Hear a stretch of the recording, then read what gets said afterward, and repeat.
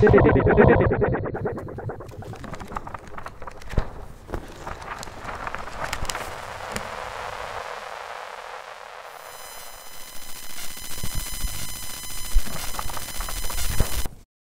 ce que j'ai déniché en me baladant dans les magasins de l'espace régional de la BMVR. Agricole et béchamel. Alors non, c'est pas un livre de recettes de cuisine, c'est un roman, un drôle de roman, par Frédéric Valabrègue. C'est la rencontre entre deux employés de la Poste au moment où l'informatique faisait son entrée dans les bureaux et où on allait danser et draguer au vamping. Vous avez connu ça? Ok. Donc c'est un livre qui parcourt les quartiers de Marseille. Il y a du Marseillais dedans. On est entre la philosophie ordinaire de Henri-Frédéric Blanc et les récits quotidiens de Patrick Coven. J'aime beaucoup. Alors par contre, j'ai deux vrais livres de cuisine. Le premier, c'est celui-là, La cuisine à Marseille, d'Alain Delcroix, sorti en 1991.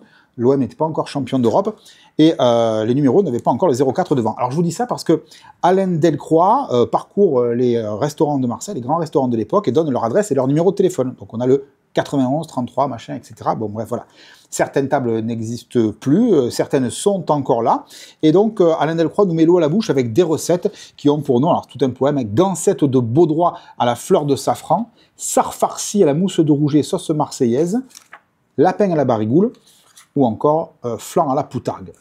Il y a aussi ce deuxième livre, La cuisine marseillaise de Jean Boissieu, sorti en 1990. Alors là aussi, il y a des classiques de la gastronomie marseillaise, comme la bouillabaisse, la soupe aux pistes ou les crabes en esquinade.